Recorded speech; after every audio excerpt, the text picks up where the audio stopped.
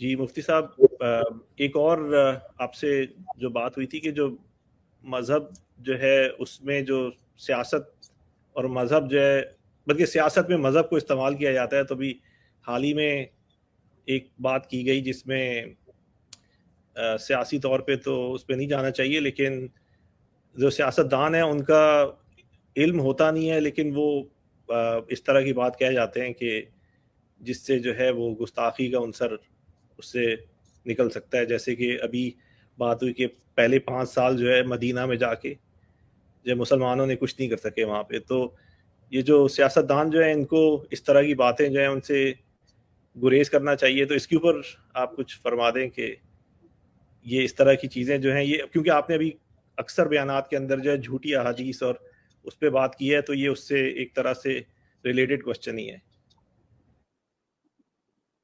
خالد صاحب جو بات عرض کرنے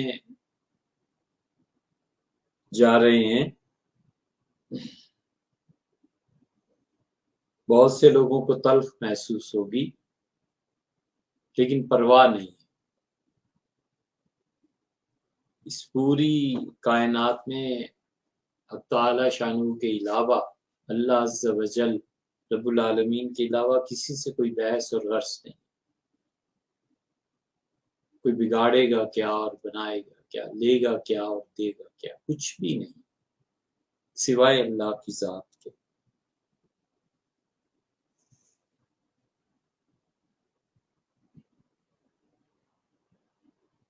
یہ جتنی اس قسم کی باتیں ہیں نا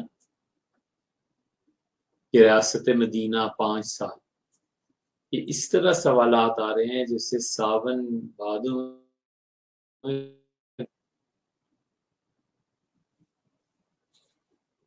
تو کسی کا خوف تھوڑا ہی ہے کہ ہم اس پہ بات نہ کریں، کسی کوئی لالچ تھوڑا ہی ہے کہ وہ ناراض ہو گیا تو کیا کر لے گا. یہ قطعاً جھوٹ ہے، یہ صاف جھوٹ ہے. جتنا تشدد ہوتا ہے مذہب کے نام پہ، اس کا فائدہ پہنچتا ہے سیکولر. مذہب کے نام پہ جتنا تشدد ہوگا، سیکولر سے فائدہ اٹھاتے ہیں. وہ کہتے ہیں یہ دیکھو، یہ دین ہے، یہ مار ہے، یہ لڑائی ہے، یہ قتل ہے، یہ غارت گری ہے، یہ خون بہہ رہا ہے، یہ اتنی شادیاں، یہ اس لیے مذہب کے نام پہ تشدد کرنا سیکولرزم کو فائدہ پہنچاتا ہے. اور حضرت رسالت مآب صلی اللہ علیہ وسلم پہ جھوٹ بولنا منکرین حدیث کو فائدہ پہنچاتا ہے. جھوٹی حدیثیں بیان کرتے ہیں، ہم جیسے لوگ اس کی کیا تعویل اور توجیہ کریں، بالکل جھوٹ بکتے ہیں. کل بات ہی نا ابو بکر رضی اللہ عنہ نے ٹاٹ پہنا، فرشتوں نے ٹاٹ کا لباس پہننا شروع کیا. سب ایک سے ایک بڑی گپ اور جھوٹ ہے. اب ہم سے کوئی جب پوچھتا ہے کہ کس طرح ٹاٹ پہننا اور کیا یہ چیزیں، کیا اسے بتائیں؟ ہے ہی جھوٹ، ہم کیوں جھوٹ کی تعبیر کریں؟ حضرت رسالت مآب صلی اللہ علیہ وسلم مدینہ منورہ میں پہلے 5 سال جو تھے، اس میں ریاست مدینہ کو بہت سی مشکلات کا سامنا کرنا پڑا. کوئی پوچھے کہ حضرت اب ہیں کون جو یہ بات کرتے ہیں؟ سیرت طیبہ آپ نے پڑھی کتنی ہے؟ یہ سٹیٹمنٹ اب دے کیسے سکتے ہیں؟ بالکل اسی طرح ہے جیسے میں اٹھ کے بولوں کہ کرکٹ پاکستان میں ایسا ہونا چاہیے اور فیوچر یہ ہونا چاہیے. بچے بھی ہنسے گیا تمہاری اوقات کیا، تم جاؤ اپنی کتابیں جو پڑھنا ہے پڑھو، کرکٹ سے تمہارا کیا تعلق؟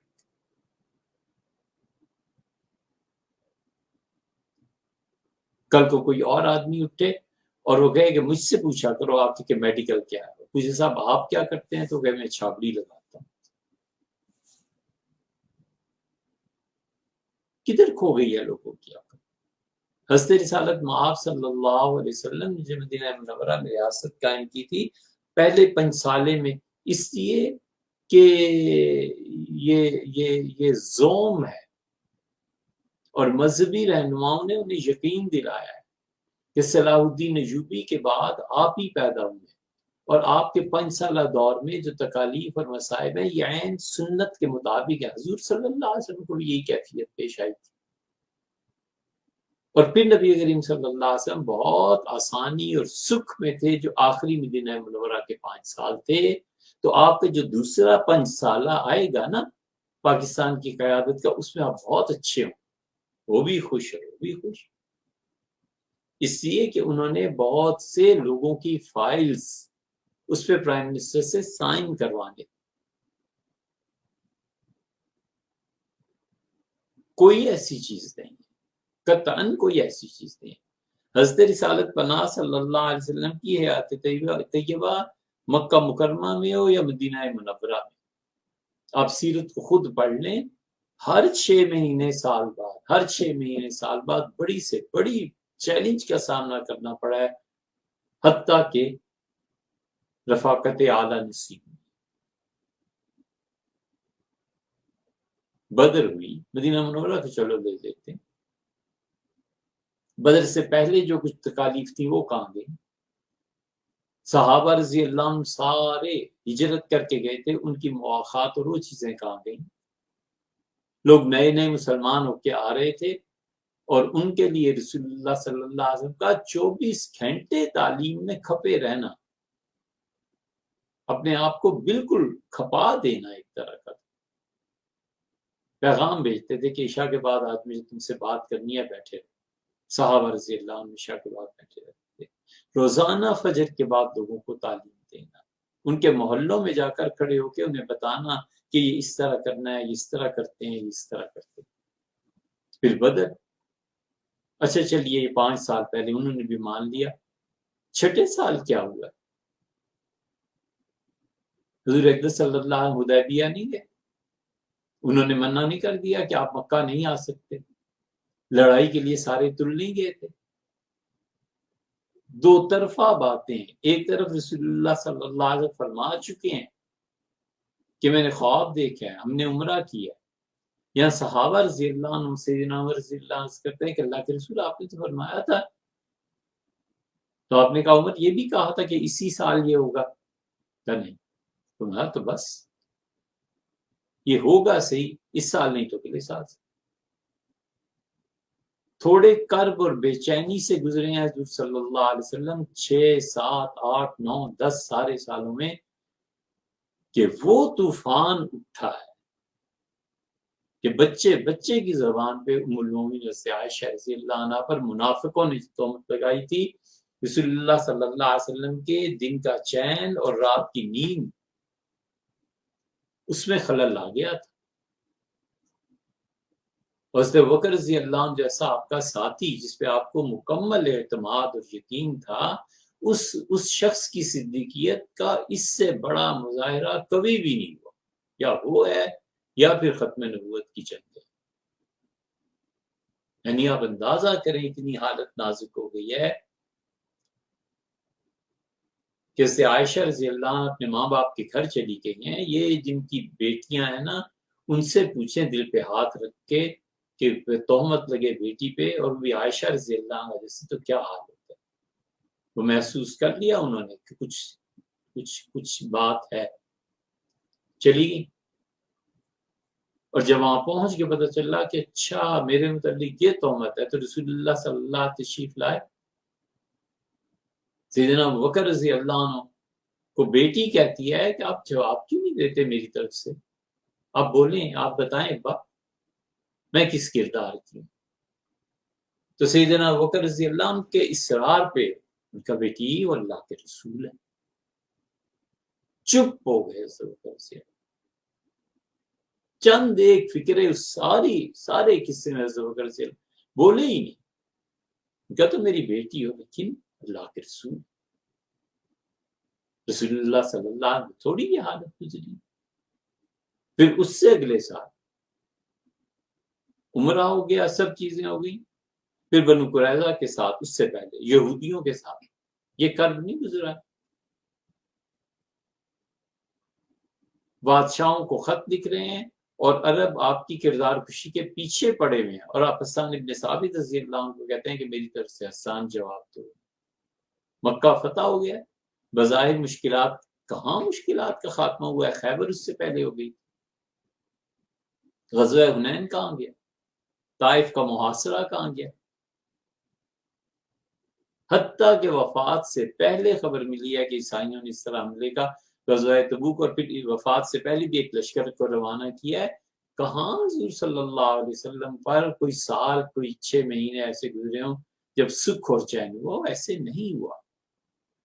ساری زندگی ان کی جدوجہد میں گزری ہے, ساری زندگی ان کی اس میں گزری ہے کہ خدا کا دین قائم. یہ اب کسی نے پڑھا دیا ہوگا.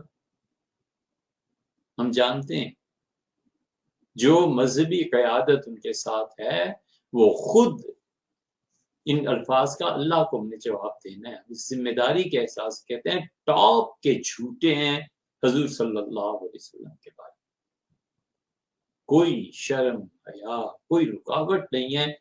پڑھنا تو ہے نہیں نا, اس لیے کہ پیری مریدی سے فرصت ملے تو پھر نا, خوش آمدیوں سے فرصت ملے تو کوئی پڑھے کہ نا.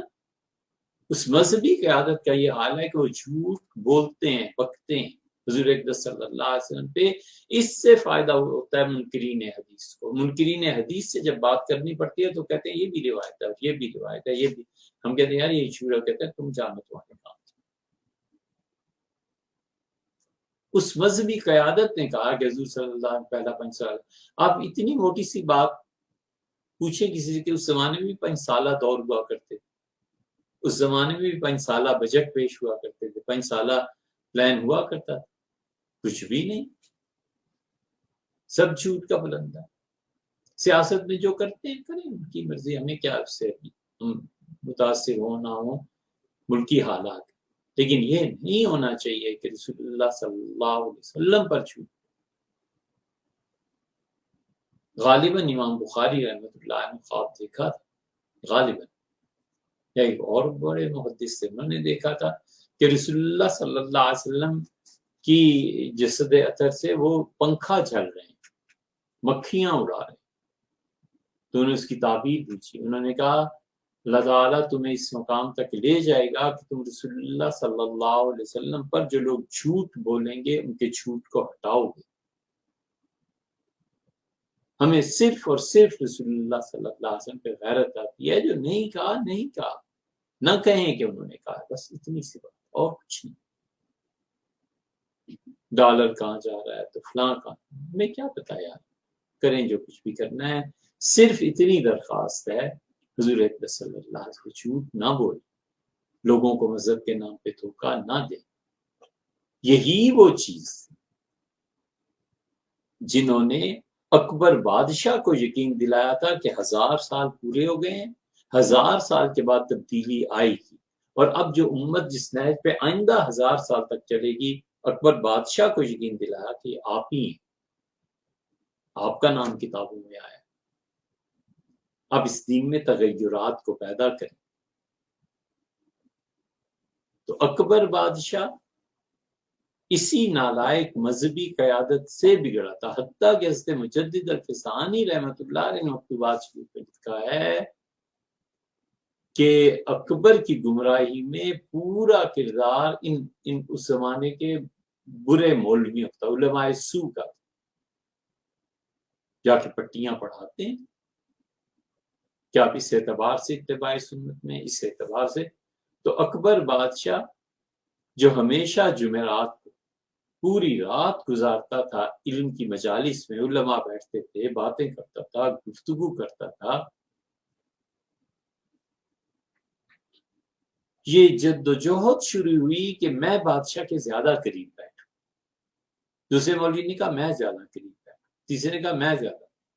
اکبر بادشاہ جب فجر جمعے کی اس کے بعد مجلس برخاست ہوتی تھی تو علماء کے جوتے سیدھے کرتا تھا. یہ عبد القادر بدایونی نے تاریخ میں لکھا. عبد القادر بدایونی کا نسخہ تاریخ کا ہمیں ایران سے ملا, بہت اچھا چھاپا ہے, پڑھنا ہو تو اس نسخے کو پڑھیں.